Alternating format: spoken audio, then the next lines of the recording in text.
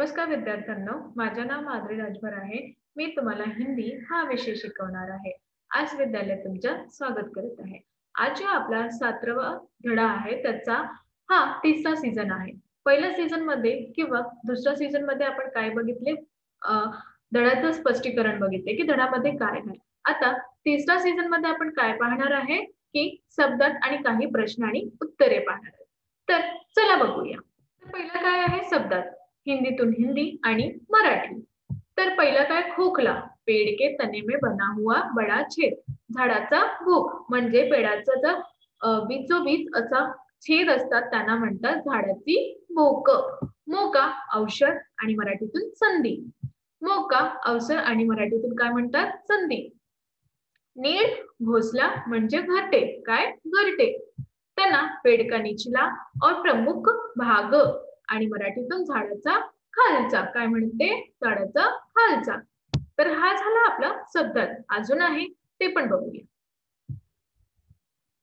बघा, राहत म्हणजे चैन आणि मराठीतून सहजता. काय? सहजता. बसेरा घर, आवाज आणि मराठीतून घर किंवा निवास. उतारू तयार, मराठीतून तयार. आसमान आकाश, मराठीतून पण आकाश. तर हा आपला शब्दार्थ झालेला आहे. आता अजून काय बघणार आहे किंवा पाहणार आहे? चला बघूया.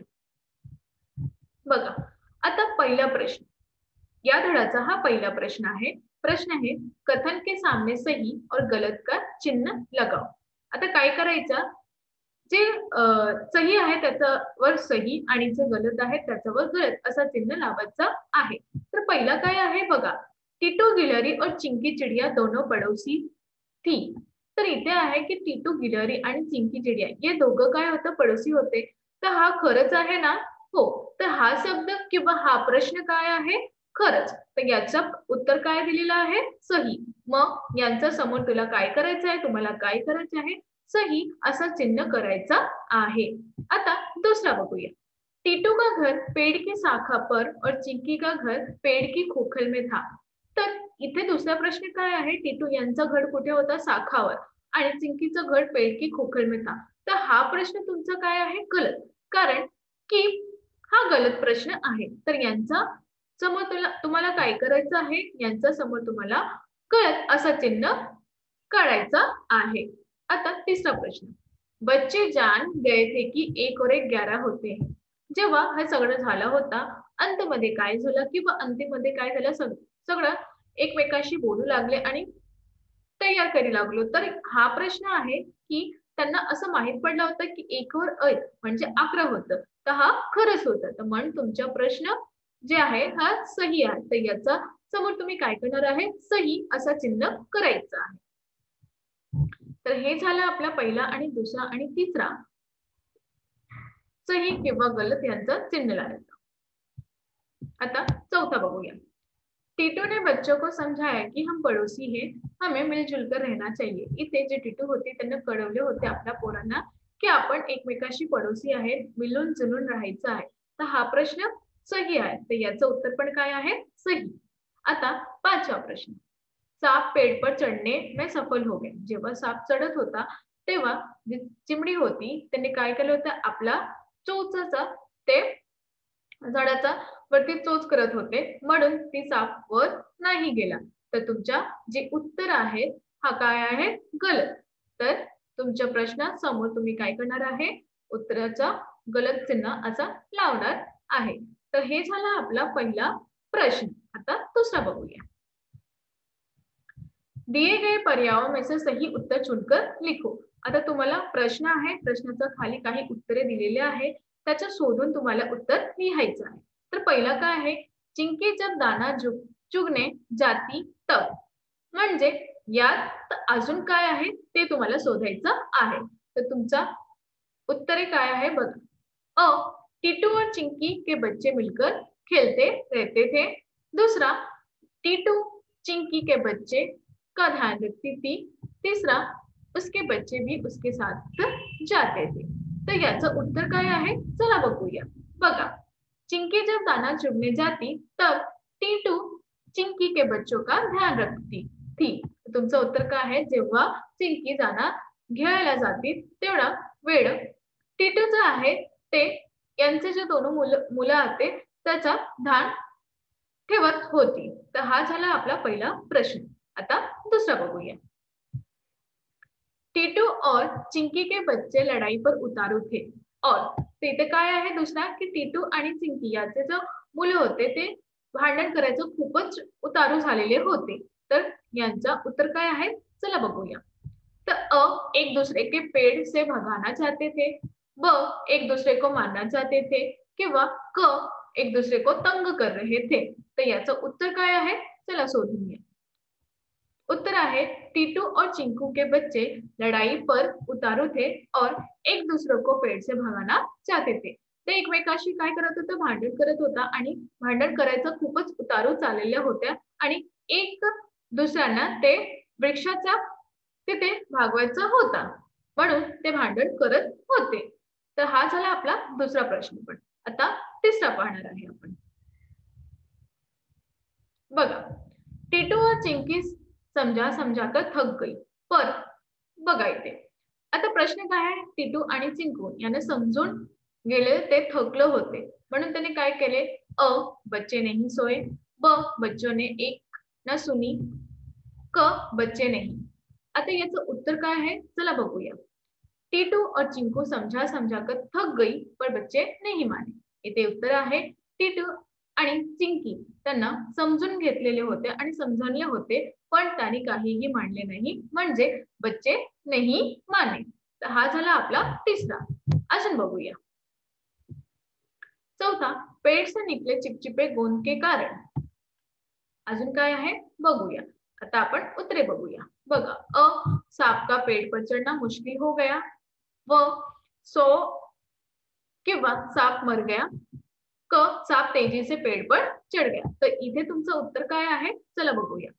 पेड़ से निकले चिपचिपे गोंद के कारण सांप का पेड़ पर चढ़ना मुश्किल हो गया था.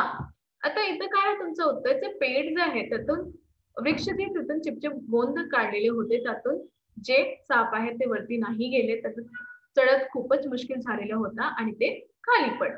तर हा झाला आपला चौथा प्रश्न आणि उत्तर. आता तीसरा प्रश्न. निम्नलिखित प्रश्नों के उत्तर एक वाक्य में लिखो. आता तुम्हाला जो प्रश्न आहे तर काय करायचं एका वाक्यात उत्तरे लिहायचं आहे. तर पहिला काय आहे टीटू के बच्चों ने चिंकी के बच्चों की क्या शिकायत माँ से की. आणि टीटू आणि चिंकी याचे जो मुलं होते ते एकमेकांशी काय शिकायत करत होते. बघा टीटू के बच्चे ने माँ से कहा कि चिंकी के बच्चे फलों को जूठा कर देते, हम झूठे फल क्यों खाएं. तो काय म्हणाले की जे टीटूचे मुलं आहे त्यांनी काय केले चिंकीचे जे मुलं होते त्यांचं फळ जे खातात ते झूठा करून करतात. जे झाडाचं किंवा वृक्षाचे जे फळ आहे ते झुटून करत जातात. आम्ही का झूठे फळ खाऊ असं त्यांनी सांगितले. तर पहिल्या प्रश्नाचे उत्तर आपला झाला. आता दुसरा बघूया. चिंकी के बच्चे ने पेड़ को अपना बताने की क्या दलील दी. चिंकी यांचं जे मूल होते त्यांनी वृक्षाला आपला स्वतःच आहे असं काही दलील दिलेली होती. बघा चिंकी के बच्चे ने कहा पेड़ हमारा है, इस पर हमारा नीड बना हुआ है जिसमें हमने आंखें खोली है. इथे काय म्हणाले ते चिंकीच्या मुलाला काय सांगितले की वृक्ष जे आमचं आहे आणि या वृक्षावर आमची नीड बनवून घेतली आहे आणि या वृक्षात आम्ही डोळे उघडले होते. लहानपणासाठी किंवा लहानपणावर आम्ही यातून आपले डोळे उभे केलेले होते किंवा काढले होते. तर हा झाला आपला दुसरा प्रश्न. अजून बघूया. बघा तिसरा. तेज हवा चलने पर चिंकी चिड़िया को क्या डर लगा. जेव्हा खूपच जास्त वारा होता तेव्हा चिंकी जे चिड़िया ती काय घाबरली होती किंवा चिमणी. चिंकी चिड़िया को यह डर लगा कि यदि तेज हवा चलेगी तो शाखाएं हिलेंगी और उसका घोंसला नीचे गिर जाएगा. घोंसले में रखे उसके अंडे गिरकर फूट जाएंगे. आणि तो काय म्हणाली जेव्हा वारा खूप जोरात येत होता तेव्हा ते वृक्षाची जी शाखाए होती ती हिलून गेली होती आणि ते घाबरत होते की ज्या शाखाए जे हिलत आहे त्यावर जे घोंसला आहे ते खाली पडला तर माझं अंडे म्हणजे चिमणीचे जे अंडे आहे ते फुटून जाईल असा त्यांचा भय होता किंवा ती घाबरत होती. तर हा झाला आपला तिसरा. आता आपण चौथा बघूया. चिंकी और टीटू ने अंडों को पानी में बहाने किंवा बहने से कैसे बचाया. आता इथे का वाचवले और कसं वाचवले बघा. टीटू और चिंकू किंवा बघा उत्तर.